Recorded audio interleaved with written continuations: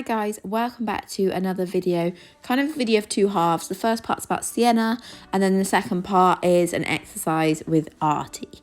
So with Sienna, this is kind of one for the memory bank, if I'm going to be honest.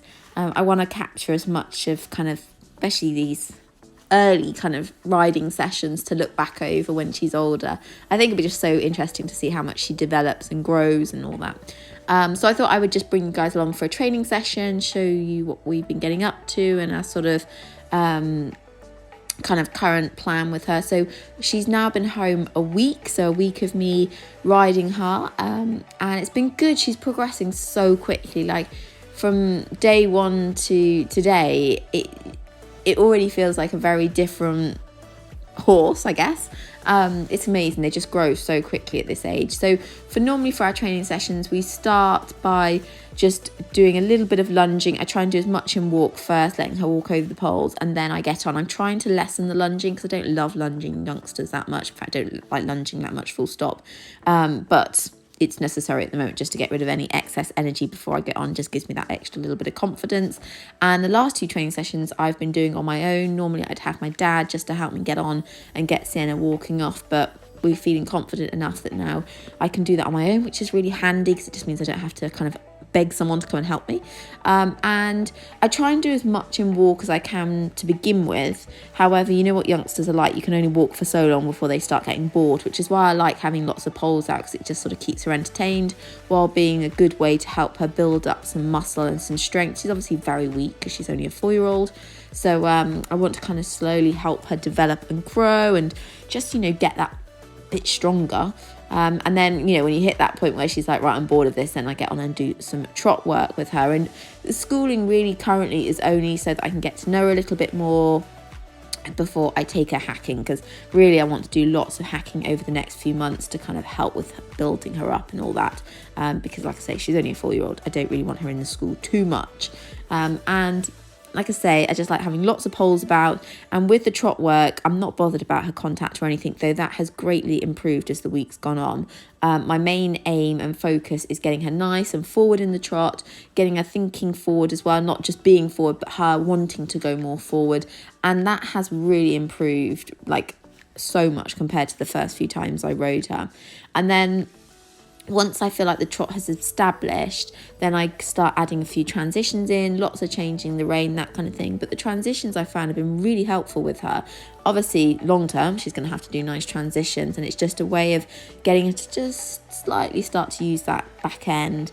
And it's making her much quicker off my leg aid. So, sometimes with the trot, when you ask her to go into trot, she can be a little bit slow to go off into trot. I found these transitions have really helped sharpen her up with that, and just get her that kind of little bit quicker to my leg, which is brilliant. And they've got better and better, actually. Just initially she'd slightly pull down at the bit and kind of collapsed, and already I feel like she's getting the idea that she has to sit and kind of hold herself together a little bit more, practicing a few halts and getting her to sort of straighten herself up, and just loads of pony cuddles. And I've just been really pleased with her. Moving on to my giant fat chestnut, who is like a tank. For anyone that doesn't know, Artie doesn't do masses in life. He's been in work just hacking while Sienna's been away, and I don't have anything to do these schooling exercises with currently because of Corporal's skin. He has been banned from any schooling because it makes him hot, and Sienna's too young, so it has to be Artie. For anyone that doesn't know, Artie has suspensory disease in his hind legs. He's marginally lame, and I've had the okay from the vets to do this with him, because he is very overweight and needs to do a bit more exercise to help maintain that. Get rid of it, help him to lose a little bit of weight, I should say. So we've had to up his exercise, and he is a horse that really does well with the more he does. Like, mentally, it does him good to do lots of work, which is a shame really that he has suspensory problems.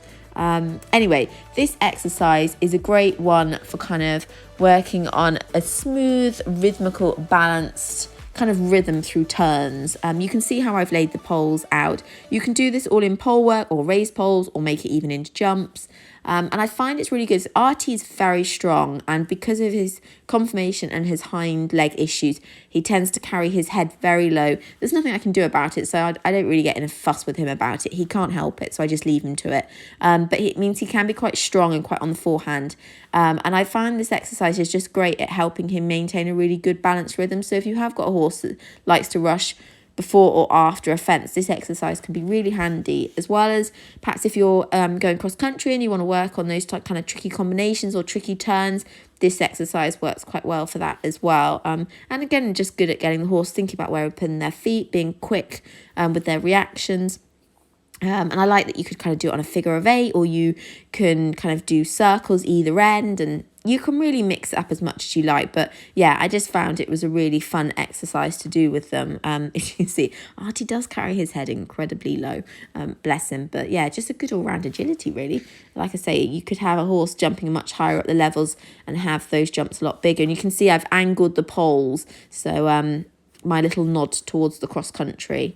And you could make this a lot bigger and kind of move it more into the middle of the school and give yourself more room. But because of filming it, I've had to push it all to one side. But in some ways that made it a bit harder, which kind of made it more fun. So yeah, really nice exercise to do. So give it a go. Thought I'd do a quick update on my pooch. She is home from the vet. I'm going to say this quickly before I forget how to say it. She's had hemorrhagic... I knew I was going to forget the second part. Wait, I'm going to have to double check what it's called. Hemorrhagic gastroenteritis. I had to go and double check again. Pretty much she got some sort of bacterial infection in her stomach or her gut, and it came on very suddenly, like really fast. And with it, quite often a common symptom is, too much information I know, but they produce a lot of bloody diarrhea, and or can be very sick, which is, hers was more back end, and really, really nasty. They get dehydrated very quickly from it. Hers came on really suddenly, and even though I took her to the vets Friday evening, because she was acting weird. So she really hadn't shown any symptoms at that point, other than the fact she was just acting bizarrely. And because there was very little symptoms for the vets to go on, they really didn't know what was going on. So there wasn't much they could do about it at the time. And then Friday night, she then started having this horrible diarrhea and producing a lot of blood. So I took her back into the vets, and annoyingly, we didn't have a particularly great vet in the night, even though this cost me an arm and a leg. And they gave her some fluids and some pain relief and then sent her home. And then over the next few hours, she then continued with this, horrible diarrhea. And then by the time I took her to the vets first thing Saturday morning, she had obviously become a bit more dehydrated, and the bacterial infection had kind of started to take hold, and it just happened so quickly, from Friday evening to suddenly Saturday morning. It was like a different dog. And I think the problem is, I think blood and proteins leak into the bowel, and this is why you get what you get out the back end. Anyway, she stayed in the vets from Saturday morning to Sunday evening, and I took her out Sunday evening because she had shown signs of perking up a little bit. One was cost. I couldn't continue to pay out what the vets wanted. It was an obscene amount of money, and she was also not eating and drinking, and it was okay because she was on fluids there. But when the vets tried to give her any food, or the nurses, Eve is naturally quite a stressed dog in the vet. She's not particularly good with other people. They agreed with me that it was probably better to try and take her home and nurse her back at home. And initially, I'd say the first 24 hours, I was really concerned she was going back downhill again. She wasn't really trying. It felt like she wasn't trying to survive, if I'm being honest. And I was getting very worried. We were syringing water down her throat because she wouldn't drink and she wouldn't eat. And I was terrified she was going to become dehydrated again. So, constant syringing water down her, which actually she tolerated particularly well. Still wasn't interested in food. And then literally it's like 5 o'clock this morning, suddenly, between her medication, I think the fact we'd got her fluids right up, she just showed signs of kicking back into action, because it was scary, because it was it wasn't my dog. She just looked so out of it before that. So and she's sort of really, she's tired now because she's been having a nice sunbathe out in the garden, and she does a lot of sleeping. But yeah, she seems to have started to show real good signs of picking up, and she's wandering outside, and she's drinking, which is great because that means I don't have to syringe it anymore. And she's eating a little bit, not tons, but she's eating a little bit. So all in all, it's looking just that bit more promising now. So fingers crossed she carries on improving, but a very stressful couple of days. And yes, the bank balance has had a massive hit, but it's worth it, isn't it? Don't do anything to terrify me again, please. So anyway, I thought I'd end the vlog with just a little update on the pooch. So thanks for watching.